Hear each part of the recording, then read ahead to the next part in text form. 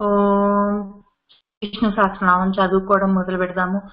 మొన్న ఏం చేశామంటే మన నరసింహ అవతారం గురించి కొంతవరకు చెప్పుకున్నాము. అమృత్యు సర్వదృక్ సింహ సంధాత సంధిమాన్ స్థిర అజహ దుర్మర్షణ శాస్త విస్తృతాత్మ సురారిహ అని చెప్పి ఆయన ఎలా ఆయన అవతారాన్ని తీసుకొని వచ్చి మన రాక్షసుడైనా సరే హిరణ్యకశిపుడు ఏ విధంగా తను చచ్చిపోవాలి అని నిర్ణయించుకున్నాడో ఆ రకంగానే స్వామివారు ఆయన్ని తీసేశారు ఆ సమయం రాగానే. కాబట్టి ఇందులో ముఖ్యం ఏంటంటే మన భగవంతుడు ఏ అవతారం తీసుకున్నా ఆయన 3 పనులు చేస్తాడు.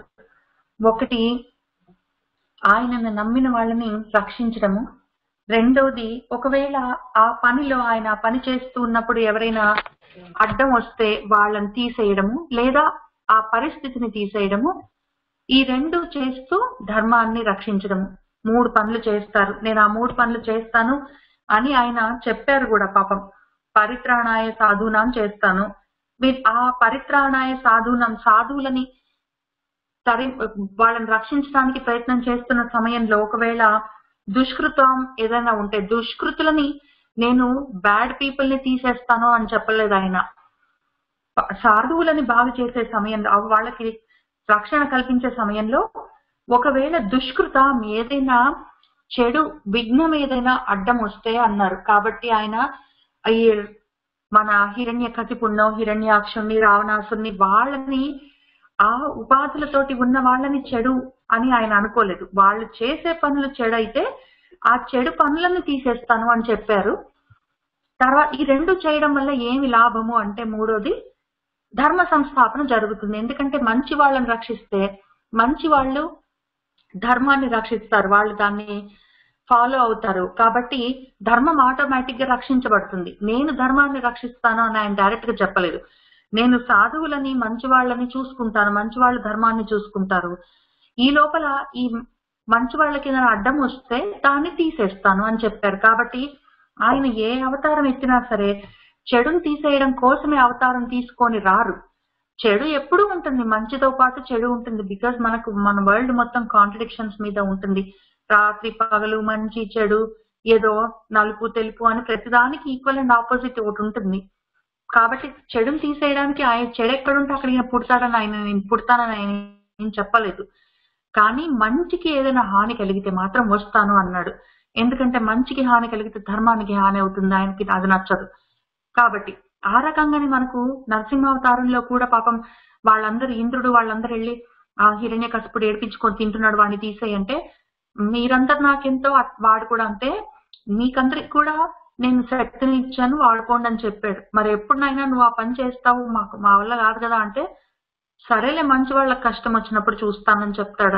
ఆయన ఎప్పుడు అదే మాట మీద ఉంటాడు. ఇట్లా వీళ్ళు హిరణ్యకశిపుడు హిరణ్యాక్షుడు రావణాసుడు అనగానే ఆయన గవక్కన పుట్టి తప్పని వాళ్ళని తీసేయడానికి ప్రయత్నం చేయడు.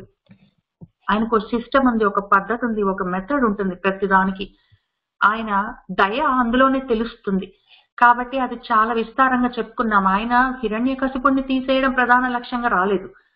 ప్రహ్లాదుడికి కష్టం జరిగింది కాబట్టి ప్రహ్లాదుడికి హెల్ప్ చేయాలి.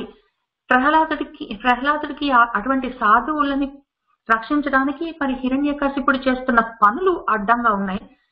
ఎంత ప్రయత్నం చేసినా వాడు మారేటట్లేడు. కాబట్టి ఆ ఉపాధిని తీసేయడానికి ప్రయత్నం చేశారు ఆయన. దానివల్ల ధర్మాన్ని రక్షించారు. ఎట్లా అంటే మళ్ళీ మన ఇంద్రుడికి రావాల్సిన పని ఇంద్రుడికి వచ్చింది, ప్రహ్లాదుడికి ఉండవలసిన పనులు ప్రహ్లాదుడికి, ఎవరు చేయవలసిన వాళ్ళకి.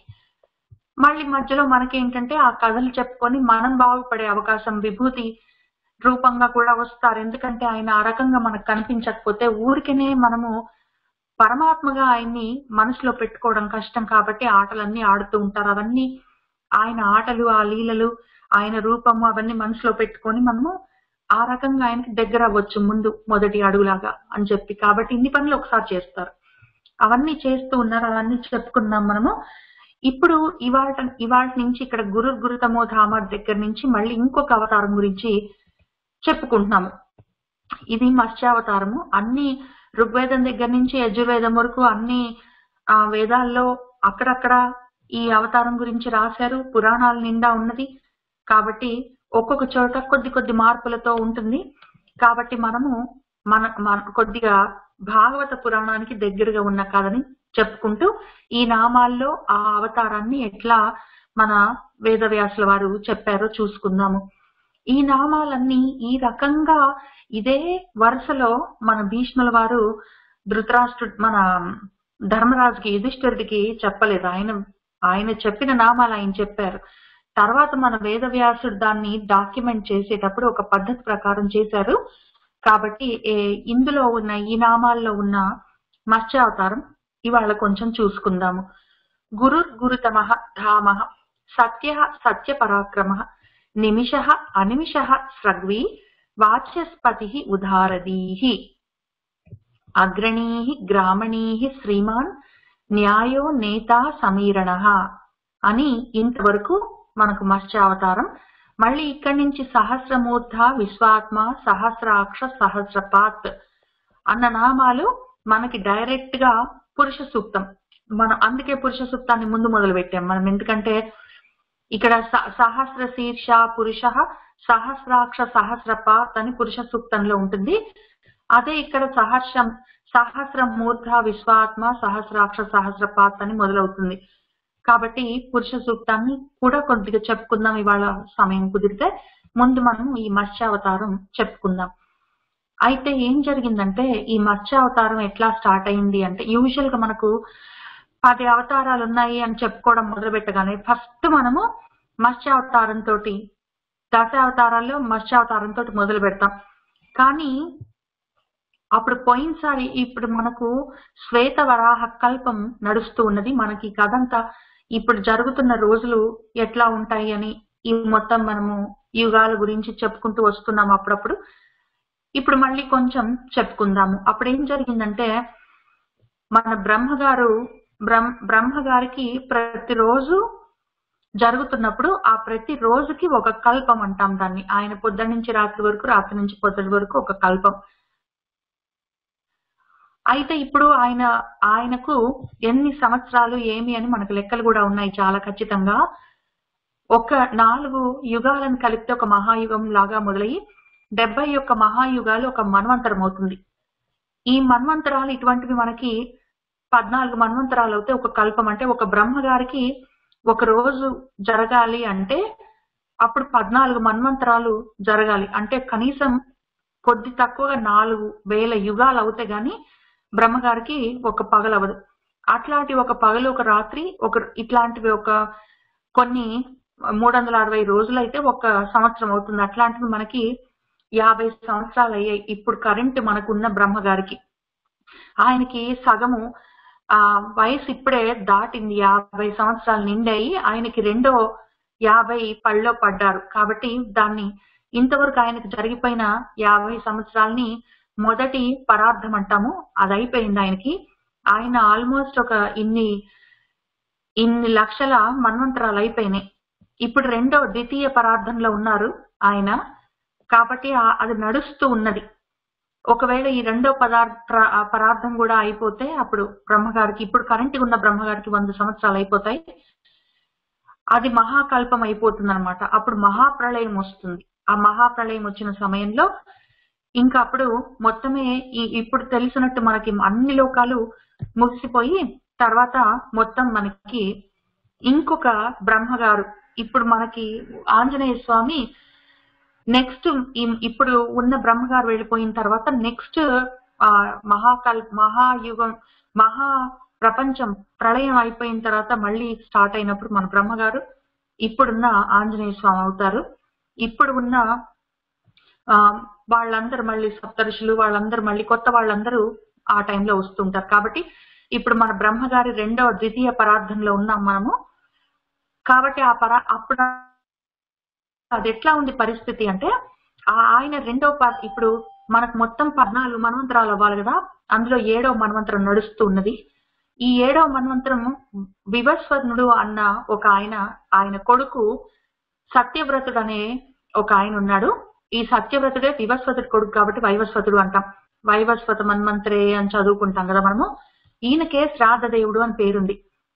ఈ సమయంలో మనకున్న ఇంద్రుడు పురంధరుడు, ఆయన భార్య సచీదేవి, ఈ ఇప్పుడు వైవస్వత మన్వంతుడికి భార్య పేరు శ్రద్ధాదేవి, ఈయన కూతురు ఇళాదేవి అని కూడా ఉన్నది ఇన్ఫర్మేషన్, తర్వాత చెప్పుకుందాము. అయితే ఏం జరుగుతుందంటే ఇప్పుడు మన కథ ఎక్కడ స్టార్ట్ అయిందంటే ఇంతకన్నా ఈ వైవస్వత మన్వంతరం కన్నా కొద్దిగా ముందు చక్షుష మన్వంతరం జరుగుతున్న సమయంలో చక్షుషుడు అనే మనము మనువుల్లోనే మనువు అన్న వాడి దగ్గర నుంచి వచ్చాం కాబట్టి మనము మానవులు అయ్యామన్నమాట. కాబట్టి మనల్ని మానవులని పిలుస్తారంటే మనువులలో నుంచి వచ్చాం కాబట్టి. ఈ చక్షుషుడు అనే మన మనువు చివరి మొత్తం ఆయన ఎంతవరకు నడిపించాలో ప్రపంచాన్ని అంతవరకు ఆయన ఈ ఒక మన్వంతరానికి మనకు 284 యుగాలని చెప్పుకున్నాం కదా, అన్ని యుగాలు ఆయన పరిపాలన చేశారు. ఇంకా చివరికి వచ్చేస్తున్న సమయంలో ఏం జరిగిందంటే ఇంకా మొత్తమే బ్రహ్మగారికి చీకట్లు రాత్రి అవుతూ ఉన్నది, ఆయనకు పగలైపోయింది. అయిపోయి ఆయనకి నిద్ర వస్తున్న సమయంలో ఆయన దగ్గర నుంచి వేదాలు జారిపోయాయి. అప్పుడు ఏం జరిగిందంటే ఆయన మేల్కొని అయ్యో నా వేదాలు జారిపోయాయి అని చెప్పి వాళ్ళ నాన్నగారిని శ్రీ మహావిష్ణువుని అడిగితే ఆయన చూశారు. అప్పుడు ఒకడున్నాడు హయగ్రీవుడు అని రాక్షసుడు, అతను ఏం చేశాడంటే ఈ వేదాలు బ్రహ్మగారి దగ్గర నుంచి జారిపోతే పట్టుకొని పారిపోయాడు. అప్పుడు మన స్వామి వారు ఏం చేశారన్న కథ ఇక్కడి నుంచి స్టార్ట్ అవుతుంది, చక్షుష మన్వంతరం చివర్లో అనమాట. ఇంకా అప్పుడు అయితే ఏం జరిగిందంటే ఆ సమయంలో తీసుకొని పారిపోయాడు. ఆ పారిపోయిన వాడు ఏం చేశాడంటే పోయిన సముద్రంలో నీళ్లలో దాక్కున్నాడు. ఇంకా మరేం చేస్తాడు మన స్వామి శ్రీ మహావిష్ణువు ఒక చాప అవతారం తీసుకున్నారు. ఇప్పుడు ఆయన చేయవలసిన పనులు కొన్ని ఉన్నాయి. ముందు వేదాలని రక్షించాలి, తర్వాత ఇప్పుడు అతన్ని ఆ హయగ్రీవుడని రాక్షసుడిని చంపడం పెద్ద ముఖ్యమైన, దానికోసం ఈయన అవతారం తీసుకోలేదు, వేదాలను రక్షించాలి అది ముఖ్యం. తర్వాత అదే సమయంలో ఏమైందంటే ఈ చక్షుష మన్వంతరం వస్తూ ఉన్నది. మరి అక్కడ ఆ నైమిత్తిక ప్రళయం స్టార్ట్ అవుతుంది. ఆ ప్రళయం అయిపోయిన తర్వాత మళ్ళీ నెక్స్ట్ వైవస్వత మన్వంతరం స్టార్ట్ అవ్వాలి. కాబట్టి ఈ సమయంలో ఈ సంధికాలం ఉంటుంది కదా, ఈ యుగాలకి మధ్యలో సంధికాలం, ఈ సమయంలో మరి ముఖ్యమైన ధాతువులు, గింజలు, తిండి గింజలు, తర్వాత ముఖ్యమైన వస్తువులు, సప్త ఋషులు ఇట్లాంటివన్నీ జాగ్రత్త చేసి పెట్టాలి. కాబట్టి అది కూడా ఇంకొక పని ఉన్నది. నెక్స్ట్ మన్వంతరానికి అంటే చక్షుష మన్వంతరం అయిపోయి వైవస్వత మన్వంతరం జరగడానికి అవసరమైన వస్తువులను తీసుకొని జాగ్రత్త చేయాలి. ఈ లోపల వేదాలని అతను తీసుకెళ్ళాడు, వాటిని వెనక్కి తీసుకొని రావాలి. తర్వాత ఆయన ఈ యుగ సంధి మధ్య సమయంలో ఈ సంధి సమయంలో మరి అవసరమైన వాటిని కాపాడాలి. చాలా పనులు ఉన్నాయి ఆయనకి, పాపం ఒక్క నిమిషం తీరిక ఉండదు ఆయనకి. ఆ టైంలో ఏం జరిగిందంటే మన స్వామి వారు బయలుదేరారు. ఈ ప్రళయాలు ఎట్లా ఉంటాయని కూడా మనం చెప్పుకున్నాం కదా, మళ్ళీ ఒకసారి చూసుకుందాం. మనకి ఎట్లా ఉంటుందంటే పరిస్థితి, మనకి ఈ భూవర్ స్వర్ మహర్ జన తపో సత్య లోకాలని 7 లోకాలు ఉంటాయి. ప్రతి లోకాలకి ఒక తలం ఉంటుంది. మన భూలోకానికి ఒక తలం ఉంటుంది, దాన్నే పాతాళం అంటాం. భూవర్ లోకానికి ఓ రస తలం ఉంటుంది. ప్రతి లోకానికి ఒక తలం ఉంటుంది, అవతల సైడ్ యువతల సైడ్ ఒక లోకం, అవతల సైడ్ ఒక తలం ఉంటుంది. ఆ రకంగా ప్రతిదానికి సత్యలోకానికి ఒక అతలం ఉంటుంది, తపోలోకానికి వితలం ఉంటుంది, అట్లా ఉంటాయి. అయితే ఏం జరుగుతుందంటే ఈ మధ్యలో ఒక మన్వంతరం అంటే మన బ్రహ్మగారికి ఒక పగలు రాత్రి అయిపోయి ఆ నెక్స్ట్ రోజు స్టార్ట్ అవ్వవలసి ఉన్నప్పుడు ఏం జరుగుతుందంటే ఒక ప్రళయం, దీన్ని నైమిత్తిక ప్రళయం అంటాం. నిమిత్తంగా ప్రతి రోజు ఎండింగ్ అయిపోయేసరికి ఒక ప్రళయం, నైమిత్తిక ప్రళయం నిమిత్తంగా వస్తుంటుంది. ఆ సమయంలో ఏం జరుగుతుందంటే ఈ భూలోకం, భువర్లోకం, స్వర్లోకం 3 ఆ ప్రళయం సమయంలోని మహా ఈదురుగాలులకు విపరీతమైన వర్షాలు, దానికి సపరేట్ గా మళ్ళీ వేరే మబ్బులు ఉంటాయి. ఈ ప్రళయ కాలంలోని మబ్బులకి మళ్ళీ సపరేట్ గా పేర్లు ఉన్నాయి. అవి చేసే బీభత్సం అంతా ఇంత కాదు. ఇప్పుడు మనం చూస్తున్న హరికేన్లు, ఏదో మనం చూస్తున్న ఈ సైక్లోన్లు ఇట్లాంటివి మనము ఏదో తుఫాన్లు అనుకుంటాము. ఈ టైఫూన్స్ ఇట్లాంటివి పెద్ద విషయం కాదు. వీటిని మించి అసలు తట్టుకోలేనంత విపరీతమైన ఈదురుగాలులతో, పెద్ద పెద్ద శబ్దాలతో, పెద్ద పెద్ద మబ్బులతో, విపరీతమైన వర్షాలు అవన్నీ ఉంటాయి, సముద్రాలు ఉప్పొంగుతాయి, విపరీతమైన మంటలతో కూడిన వేడి పుడుతుంది. ఆ సమయంలో ఈ నైమిత్తిక ప్రళయంలో అంటే బ్రహ్మగారికి రాత్రి అవుతున్న సమయంలో ఈ భూభువ స్వర్లోకాలు 3 అందులో కలిసిపోతాయి, మొత్తం లయమైపోతాయి, ఇంకేమి మిగలదనమాట. అయితే ఈ సత్యలోక ఈ మొత్తం స్వర్లోకం కూడా దాటిన తర్వాత మహర్లోకం వరకు ఇది వ్యాపిస్తాయి. ఈ వేడి తట్టుకోలేదు, ఈ మహర్లోకం మునిగిపోదు ఆ నీళ్లలో, ఆ ప్రళయకాలంలో నీళ్లలో. కానీ ఆ వేడి తట్టుకోలేక అక్కడ ఉన్న మునులు ఋషులు వాళ్ళందరూ పై లోకాలకు వెళ్ళిపోతారు, జనోతపో లోకాలకు వెళ్ళిపోతారు. ఇక్కడ బ్రతకడానికి అవకాశం ఉండదు. ఇంకా అప్పుడు ఏ ప్రాణము అక్కడ ఎంత దివ్య శరీరాలైనా ఏ శరీరాలైనా ఉండలేరు అనమాట. వాళ్ళ సొంత సెలెస్టియల్ బాడీస్ తోటి కూడా ఉండలేరు. అప్పుడు వాళ్ళు పైకి వెళ్ళిపోతారు. ఈ 3 అయితే అసలు లేకుండా పోతాయి. అది అయిపోయిన తర్వాత నెక్స్ట్ మళ్ళీ బ్రహ్మగారు నెక్స్ట్ నిద్ర లేచే సమయానికి అప్పుడు ఏమవుతుందంటే ఆయన నిద్ర లేచి మళ్ళీ పొద్దున సృష్టి మొదలు పెడతారు. మళ్ళీ భూభువ స్వర్లోకాల దగ్గర నుంచి స్టార్ట్ అవుతుంది అనమాట పని. అయితే ఇట్లా జరిగి జరిగి జరిగి బ్రహ్మగారికి చివరిన ఒక 100 ఏళ్ళు జరిగిన తర్వాత అప్పుడు మొత్తమే మహాప్రళయం వస్తుంది. అప్పుడు మొత్తం సత్యలోకం దాకా అన్ని మునిగిపోతాయి, ఇంకేమీ మిగలవు. ఆ మహాప్రళయం అయిపోయిన తర్వాత మొత్తం షాప్ కట్టేసిన తర్వాత అది కూడా ఆ తర్వాత కూడా మళ్ళీ సంధికాలం అయిపోయిన తర్వాత అప్పుడు మళ్ళీ మొదటి నుంచి మనకు అక్కడ మనం వేదాల్లో చూసుకుంటున్నట్టు మళ్ళీ ఫస్ట్ నుంచి మొదలవుతుంది అనమాట మళ్ళీ సృష్టి అంతా. ఇప్పుడు జరుగుతున్న సృష్టి ఏంటంటే బ్రహ్మగారికి రాత్రి అయిపోయి మళ్ళీ పగలయ్యే లోపల మన రాత్రంతా ఈ మనకున్న లోకాలు భూభువ స్వర్లోకాలు ఉండవు, మహర్లోకంలో ప్రజలు ఉండలేరు, వాళ్ళు పైకి వెళ్తారు. మనకు జరిగినట్టే మనకు ప్రతిరోజు లయం జరుగుతుంది కదా. రాత్రి మనం పడుకున్న తర్వాత పొద్దున్న లేచిన దాకా మనకు నేను అనే నా లోకానికి ప్రతి మనిషికి వాళ్ళకు సొంతంగా లోకం ఉంటుంది. ఎవరి లోకం వాళ్ళకి ఆ రాత్రికి వాళ్ళు పడుకున్నప్పుడు బ్రహ్మగారు నిద్రపోయినట్టే మనం కూడా పడుకుంటే మన లోకం అంతా మనకు లయం అయిపోతుంది. మనకి ఇంకా చుట్టూ ఏం జరుగుతుంది తెలియదు, లోకంలో ఏం జరిగినా తెలియదు, ఎవరైనా పిలిచినా తెలియదు, మనం ఒక పని చెయ్యాలని ఉండదు, ఇంకేం జరగదు. ఊరికి మనకు ఈ పైన ఉన్న భూమికల్లో ఈ జనతపో సత్యలోకాలు నిలిచి ఉన్నట్టు మన లోపల గుండె చప్పుళ్ళు ఏదో మనకు బ్లడ్ సర్క్యులేషన్ అట్లాంటివి జరుగుతుంటాయి. కానీ మిగిలినవి ఏవి పనులన్నీ ఆగిపోతాయి. మనకు జరిగినట్టే మనం నిద్రపోయినప్పుడు మనం కూడా లయ స్థితిలో ఉన్నట్టే బ్రహ్మగారు నిద్రపోయినప్పుడు మొత్తం ఈ లోకాలన్నీ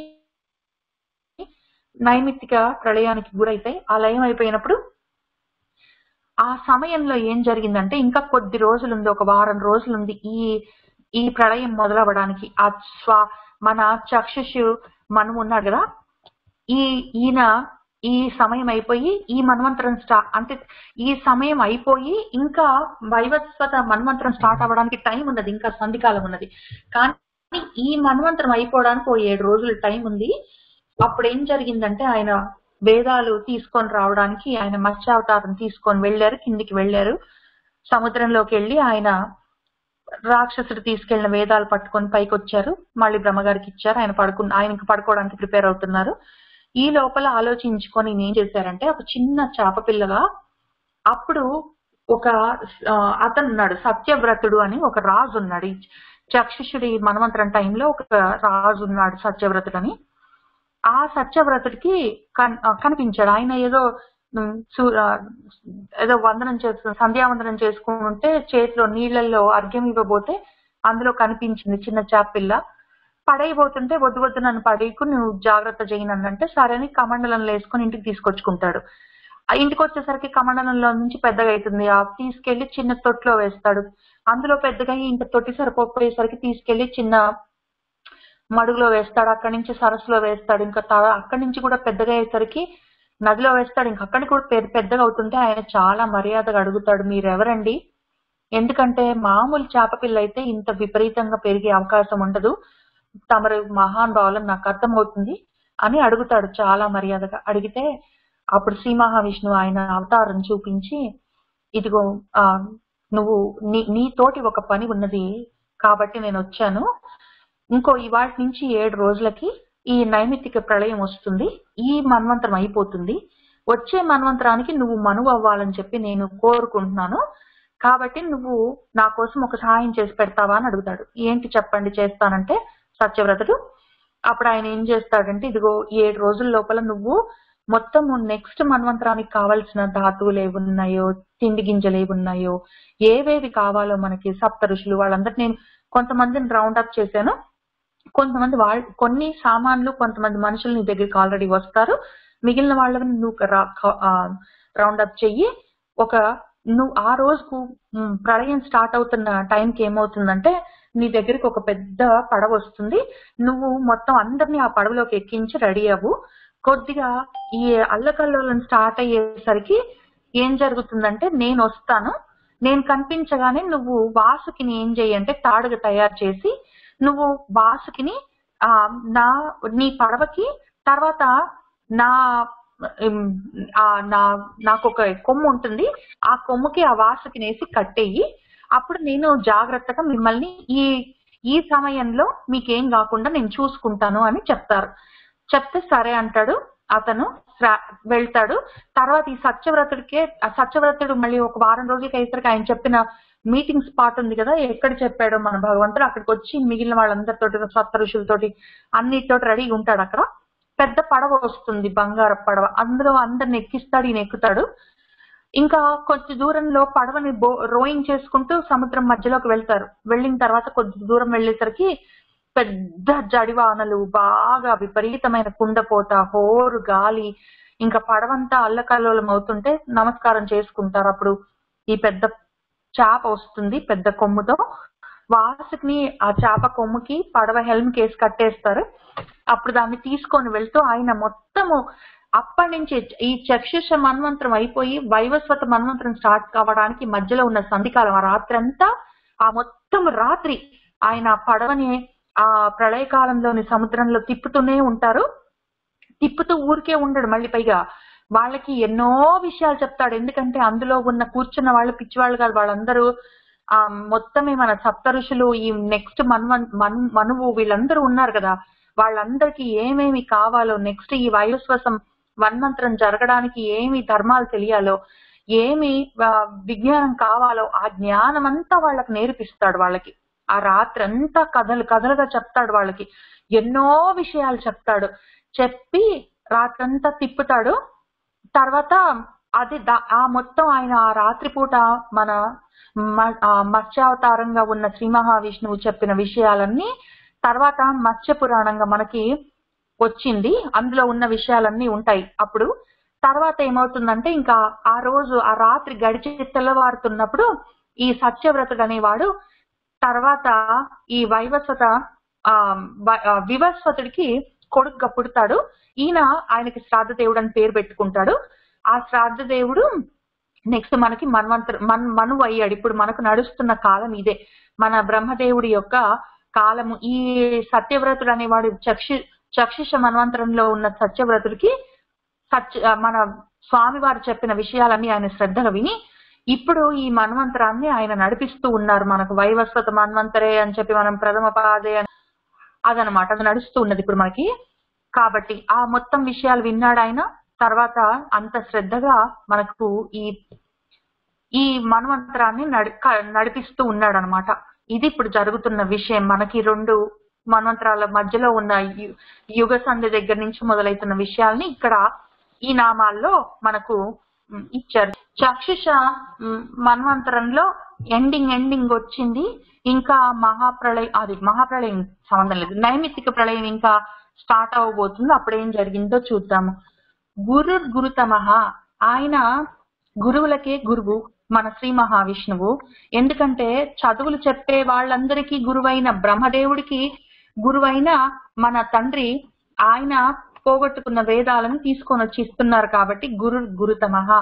ఇక్కడ తమము అని తరతమ వేదాలని చెప్పి మనం మళ్ళీ ఒకసారి చెప్పుకుందాము. ఇక్కడ గురువు అని చెప్పి మళ్ళీ గురుతమః ఎందుకు అంటే సూపర్లేటివ్ డిగ్రీస్, కంపారిటివ్ డిగ్రీస్ అని. కాబట్టి తరము అన్నప్పుడు comparative, better, good, better, best లాగా గుడ్ తర్వాత బెటర్, అది బెస్ట్ అని చెప్పాలంటే తమం అన్నమాట. కాబట్టి ఇది సూపర్లేటివ్ డిగ్రీ. గురువులకే గురువు, ఇంకా దాన్ని దాటింది ఇంకా లేడనమాట. అటువంటి వాడు గురుతమః అని చెప్పుకొని అటువంటి వాడు ఏం చేశాడు అంటే ధామమయ్యాడు, ఆయన నిలవయ్యాడు. ఈ మొత్తము నైమిత్తిక ప్రళయం వస్తుంది, రాత్రి అవుతుంది అన్నప్పుడు బ్రహ్మదేవుడు ఏం చేస్తాడంటే మనం రాత్రి అవుతుంది అన్నప్పుడు ఇంకా చేసుకోదలుచుకున్న ఫైనల్ ఫోన్ కాల్స్ అన్ని చేసుకొని ఫైనల్ గా ఇంకొకసారి వాట్సాప్ చూసుకొని ఫేస్బుక్ ఒకసారి చెక్ చేసుకొని ఇంకా అవన్నీ కూడా అయిపోయినాక పనుకున్నారా ఎంతసేపు చూస్తామని ఇంట్లో వాళ్ళు పిలుస్తుంటే అప్పుడు లైట్లన్నీ ఆఫ్ చేసి తలుపులన్నీ వేసుకొని తాళాలు చూసుకొని పక్క సర్దుకొని ఫ్యాన్లు ఏసీలు చూసుకొని పండుకొని దుప్పటి కప్పుకొని దేవుడికి నమస్కారం చేసి కళ్ళు మూసుకుంటాం కదా. మనం చేసినట్టే ఈయనకి కొన్ని యాక్టివిటీస్ ఉన్నాయి మన బ్రహ్మగారికి. ఆయన కూడా రాత్రి అవుతుంది అన్నప్పుడు ఏం చేస్తాడంటే వేదాలంటే ఈసారి పోయాయి పాప ప్రతిసారి ఇంటికి పోతాయి. ఏదో ఈ మనమంతరం స్టార్ట్ అయ్యే కన్నా ముందు కొద్దిగా హడావిడి జరిగింది.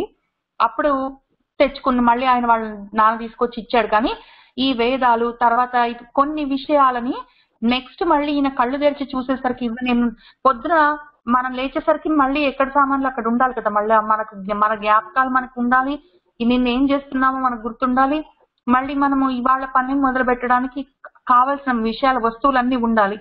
ఏ రోజుకి ఆ రోజే అయితే మాత్రం మళ్ళీ నెక్స్ట్ రోజుకి వెళ్ళేసరికి వస్తువులు లేవు, మనకి విషయాలు గుర్తులేవు, మనకు జ్ఞానం లేదంటే కష్టం. కాబట్టి ఆయన ఏం చేస్తాడంటే మొత్తం అన్ని తీసుకెళ్లి శ్రీ మహావిష్ణు పండుకోడు కాబట్టి ఆయనకి ఇస్తాడు. ఇచ్చి నువ్వు కొంచెం జాగ్రత్త చేయి, నేను రేపు పొద్దున వచ్చి తీసుకొని మళ్ళీ నా రోజు స్టార్ట్ చేస్తా అని చెప్పి ఆ రకంగా శ్రీ మహావిష్ణువు మొత్తం జ్ఞానాన్ని వేదాలుగా తర్వాత నెక్స్ట్ మళ్ళీ ఈయన సృష్టి చేయడానికి కావలసిన ధాతువులన్నీ తీసుకెళ్లి జాగ్రత్త చేస్తున్నాడు. వాటన్నిటికీ ధామం అయ్యాడు కాబట్టి ఆయన ధామః. ఆయన అన్నిటికీ మెయింటైన్ చేయడానికి రాత్రంతా మెయింటైనింగ్ చేస్తున్నాడు ఆ సామాన్లు. నెక్స్ట్ రోజుకి మళ్ళా మన బ్రహ్మగారు కళ్ళు తెరిచేసరికి ఏవో అక్కడ రెడీ ఉండాలి మళ్ళీ ఆయన సృష్టి మొదలు పెట్టడానికని. కాబట్టి ఆయన ధామః, ఆయన సత్యః. ఇదే పనిని ఆయన ఏమాత్రం మార్పు లేకుండా చేస్తాడు, ప్రతి రాత్రి చేస్తాడు. ప్రతి రాత్రి పడుకునేటప్పుడు బ్రహ్మగారు ఇదే స్టోరీ మళ్ళీ వెళ్ళి నానా నేను కొంతసేపు పండుకుంటున్నాను, పొద్దున్న నేను లేచేసరికి ఇవన్నీ మరి ఏమైతాయో నువ్వు జాగ్రత్త అని చెప్పిపోయి పండుకుంటాడు. కాబట్టి ఈయన పోయి ఈయనది అది ఆ కమలం ఉంటుంది అందులో ముడుచుకొని పండుకుంటాడు. ఈయనేమో పాపం ఇంకా మెయింటైనింగ్ చేస్తుండాలి సత్యంగా మార్పు లేకుండా. ప్రతి రాత్రి పొద్దునంతా ఈయన బ్రహ్మదేవుడు సృష్టి చేసి దాన్ని ఏదో ప్రయత్నం చేస్తున్నంతసేపు ఆయన బ్రహ్మగారు చేసిన సృష్టిని రక్షిస్తూనే ఉంటాడు. మళ్ళీ రాత్రి ఆ సృష్టి మొత్తం ప్రళయంలో మునిగిపోయిన సమయంలో మళ్ళీ దాన్ని మెయింటైన్ ఏవి అవసరమో నెక్స్ట్ రోజుకి అవన్నీ మళ్ళీ జాగ్రత్త చేసి పెడుతుంటాడు. ఆ రకంగా పరాక్రమంతో ఎంతో గొప్పగా చేస్తాడు కాబట్టి సత్య పరాక్రమ. ఆయన సత్య మార్పు లేకుండా చేయవలసిన పని మాత్రం తగ్గకుండా చేస్తాడు. సత్య పరాక్రమ, ఏమాత్రం ఎక్కువ తక్కువ చేయడు. కొంచెం కూడా ఆయన ఇంకా కొంచెం బాగా చేస్తే బాగుండేదే అన్న పరిస్థితి తెచ్చుకోడు. ఆయన అంతటి పరాక్రమంతో అంత వీరత్వంతో చేస్తాడు.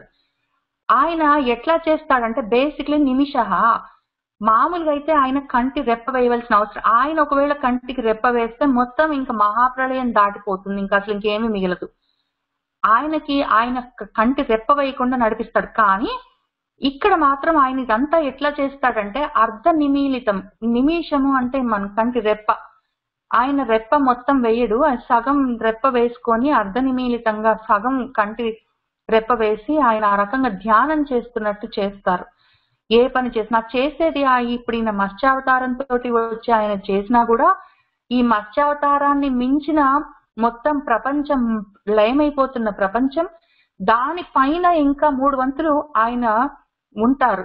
కాబట్టి అవతల ఉన్న ఆ స్వామి మనసులో ధ్యానంగా చేస్తున్నట్టు యువతల ఈ ఒక్క పార్ట్ ఉన్న మొత్తం విశ్వం ఒకవేళ ప్రపంచం మునిగిపోతే ప్రళయం సమయంలో దాన్ని ధ్యానం అక్కడెక్కడో ఆయన కూర్చొని ధ్యానం చేస్తున్నట్టు ఆయన మెయింటైన్ చేయగలరు.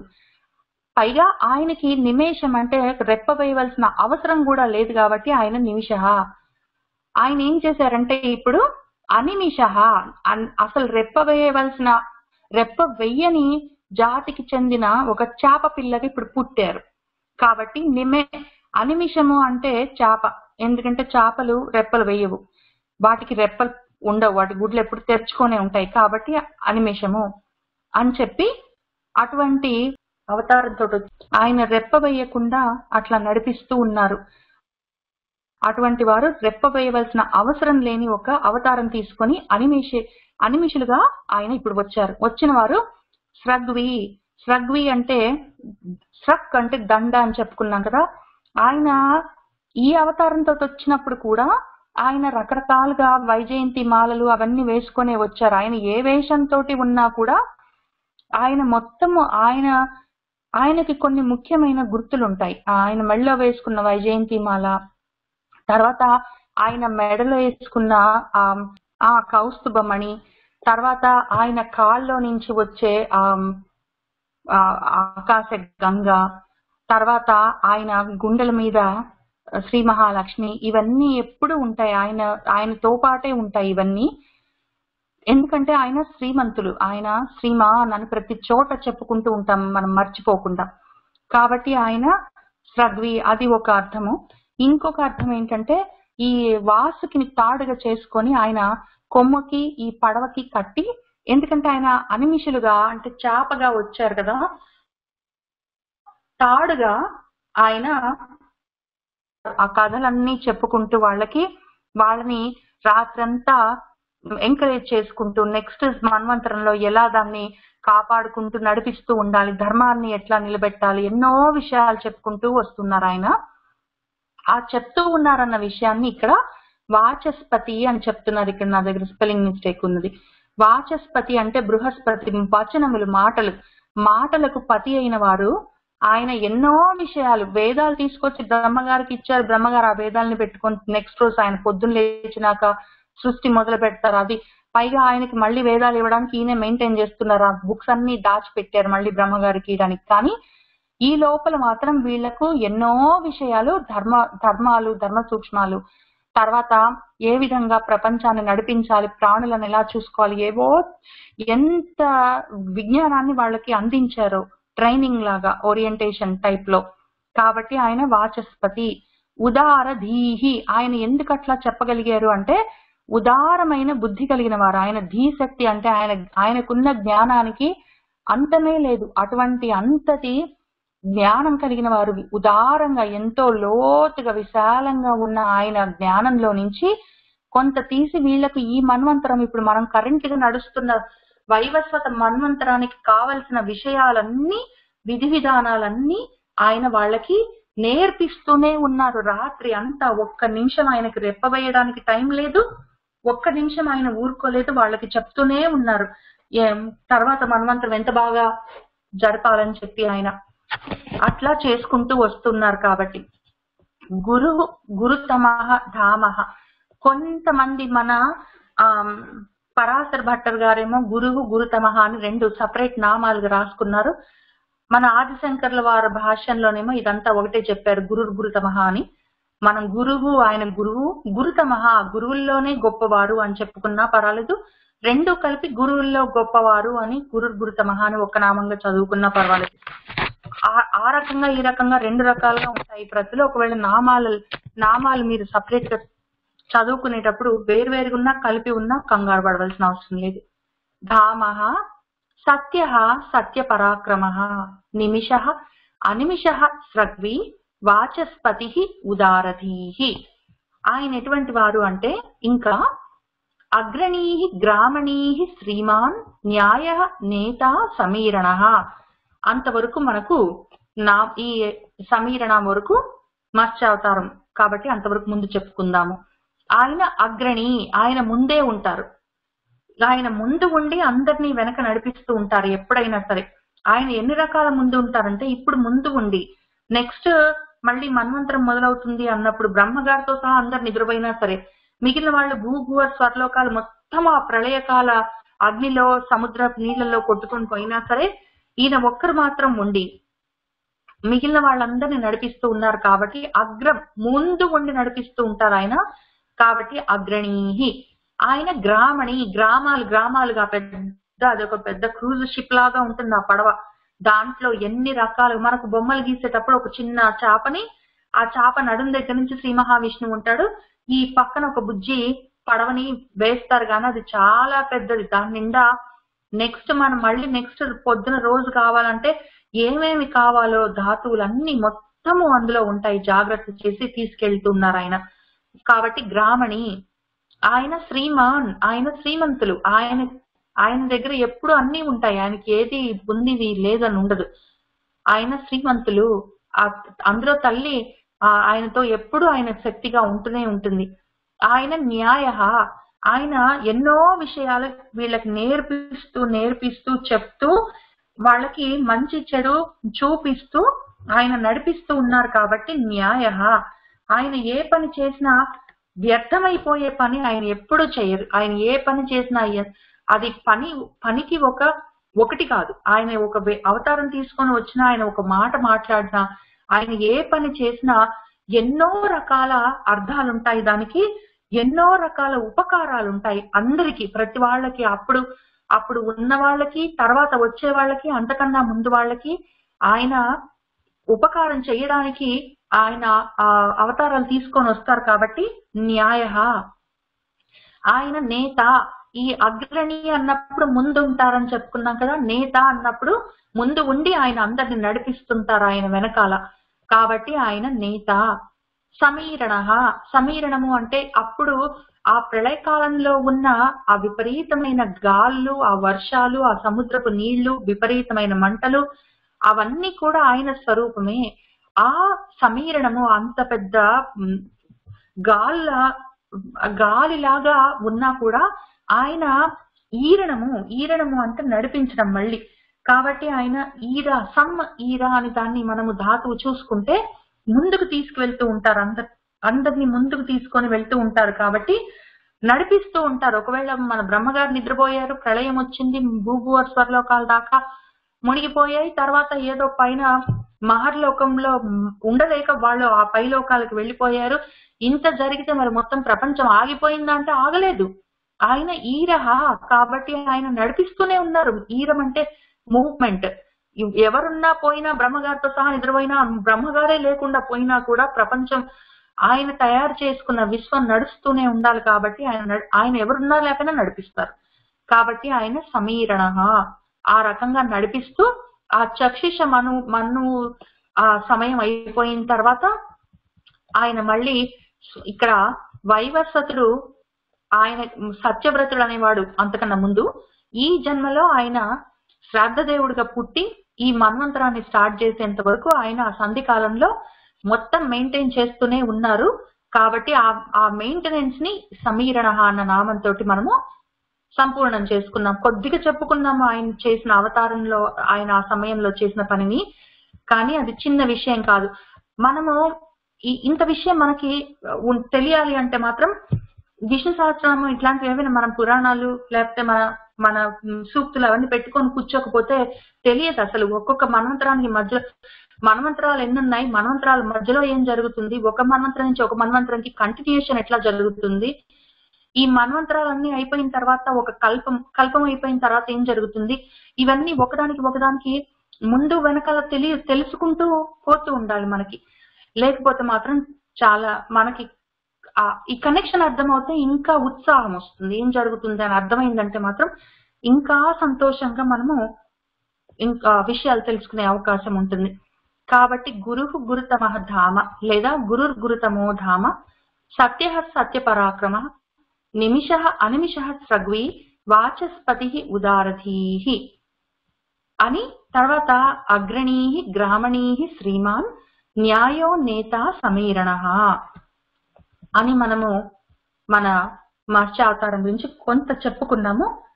అయితే ఏం జరిగిందంటే మన భాగవత పురాణంలో కానీ మిగిలిన పురాణాల్లో ఏం జరిగిందని ఎక్కువ ఉండదు.